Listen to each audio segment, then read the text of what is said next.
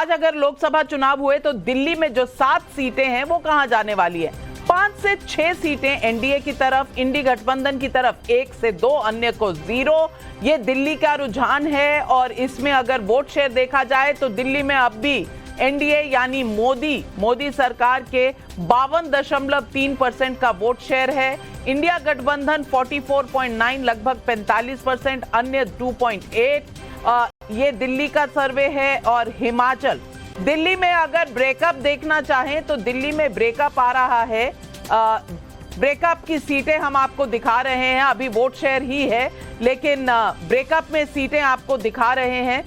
दिल्ली में आम आदमी पार्टी को कितनी आएंगी? आम आदमी पार्टी को 1 से 2, कांग्रेस अभी भी 0 है। चलिए आकाशदीप मुनि जी, करेंगे बंटवारा सीटों का, एडजस्टमेंट करेंगे कांग्रेस पार्टी के साथ दिल्ली में, क्योंकि 2 सीटें जो आनी है शायद वो ना आए आपकी।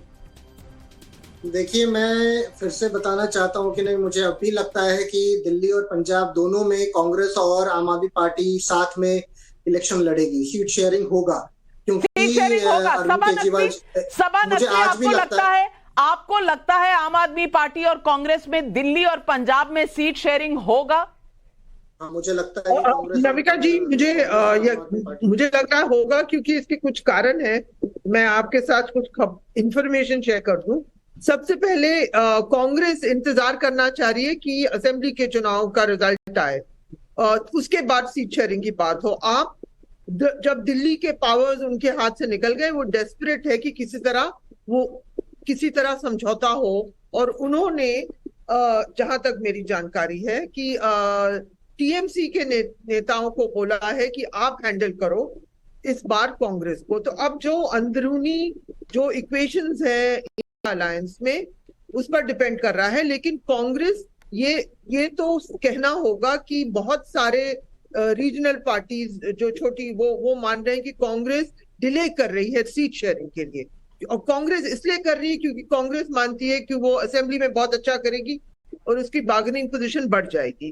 तो अभी अंदर के खेल चल रहे हैं। लेकिन आम आदमी पार्टी, उनके काडर जमीन पे नहीं चाहते होंगे अलायंस, लेकिन उनके लीडरान पूरी तरह चाहते हैं अलायंस। चलिए, लीडर चाहते हैं लेकिन जो उनके स्टेट के यूनिट्स हैं वो नहीं चाहते, और स्टेट्स के खिलाफ कोई जाएगा ये देखने अभी बाकी है, क्योंकि पंजाब के जो चीफ हैं उन्होंने तो साफ इनकार कर दिया था। बल्कि आम आदमी पार्टी ने जब से उनके एक एमएलए को अरेस्ट किया है, सुखपाल खेड़ा को, तब से तो एक दूसरे की शक्ल भी नहीं देखना चाहते। लेकिन पॉलिटिक्स में कभी भी कुछ भी हो सकता है। आज अगर हिमाचल में चुनाव हुए, हिमाचल से 4 सीटें आई हैं, तो किसको कितनी सीटें मिलने वाली हैं और इन सीटों का ब्यौरा है आपकी स्क्रीन पर। 3 से 4 जाएंगी एनडीए को, शायद 1 कांग्रेस को मिल सकती है क्योंकि कांग्रेस की राज्य में सरकार है।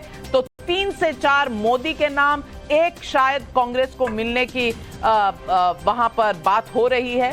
लगभग 52% का वोट अभी भी पूरा है एनडीए का, और 43% इंडिया गठबंधन लगभग है, और अन्य 5.4। उत्तराखंड की सीटें भी हम देख लेते हैं, और उत्तराखंड की सीटें आपकी स्क्रीन पर आ रही हैं। और उत्तराखंड में अगर आज चुनाव हुए तो 5 में से लगभग 4 से 5 सीटें उत्तराखंड में बीजेपी यानी एनडीए सरकार को ही मिलने वाली हैं। इंडिया की अगर आई तो 1 सीट उत्तराखंड में आ सकती है, 0 to 1। और वोट शेयर भी आपके स्क्रीन पर नजर आ रहा है। हिमाचल उत्तराखंड के नंबर भी आपके, लेकिन सबसे बड़ा राज्य जहां देखना पड़ेगा, क्योंकि वहां पर राजनीति बहुत बदली है।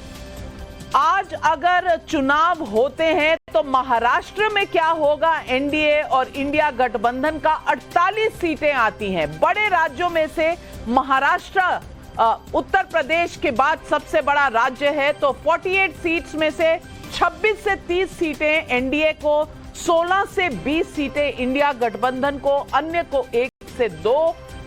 ये महाराष्ट्र के रुझान इस वक्त नजर आ रहे हैं, और वोट शेयर भी आपकी स्क्रीन पर। लेकिन रामकृपाल जी, वोट शेयर अगर आप देखें तो महाराष्ट्र में ज्यादा दूरी नहीं है दोनों गठबंधनों के बीच में, एनडीए में और इंडिया गठबंधन में।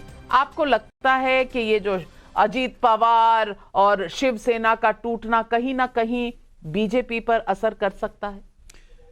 हो सकता है थोड़ा बहुत करे, लेकिन नविका जी देखिए, जब लोकसभा चुनाव की बात आती है ना, तो अभी तक जो आप दिखा रही थी बाकी राज्यों का, जहां भी देखिए बीजेपी का स्ट्राइक रेट, मतलब ये सॉरी वोटिंग परसेंटेज 50% से ऊपर जा रहा है। तो महाराष्ट्र की जो अभी स्थिति है, मैं स्विंग स्टेट 4 ही मानता हूं, बंगाल, बिहार, यूपी और महाराष्ट्र, यही 4 स्टेट हैं। मान लीजिए कि थोड़ा बहुत जैसे यहां फर्क भी पड़ जाता है, लेकिन अभी भी देखिए बीजेपी ऑलमोस्ट IND अलायंस से डबल आ रही है, करीब करीब उसका 30 है, इनका 15 जो आपने दिखाया था।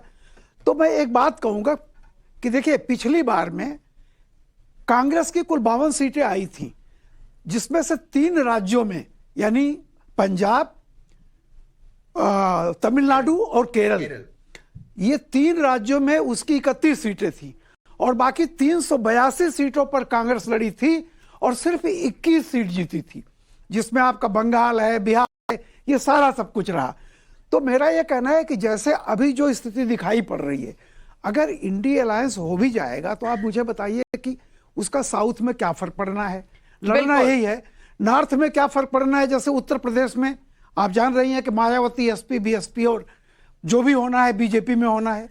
तो मुझे ऐसा लगता है कि जैसे महाराष्ट्र और कर्नाटक, अगर ये दो को हम थोड़ा सा वो मान लें, तो बाकी जो 19 में था वही रिपीट हो रहा है। और अगर मैं अगस्त और सितंबर के नंबर देख लूं, लगभग 50 दिन में कांग्रेस और इंडिया अलायंस का गठबंधन थोड़ा नीचे ही हुआ है, बिल्कुल मार्जिनल नीचे हुआ है महाराष्ट्र में, और मोदी के गठबंधन को थोड़ा सा इजाफा हुआ है, 25 से 29 से अब 26 से 30 पर आ गए हैं, यानी कि इंप्रूवमेंट है। और ये बड़ी बात है, स्विंग स्टेट आपने कहा, और सेंटिमेंट का स्विंग इस वक्त प्रो मोदी की तरफ जा रहा है महाराष्ट्र में, ये हमें नंबरों में देखने को मिल रहा है। अब इस स्विंग से क्या होगा आगे आने वाले महीनों में, कितना ये रुझान बदलेगा, इंडिया अलायंस कितना पास आएगा, क्योंकि यहां लगभग अलायंस तय है, सीट शेयरिंग तय होगी, लेकिन क्या NDA को पीछे कर पाएंगे स्विंग स्टेट में,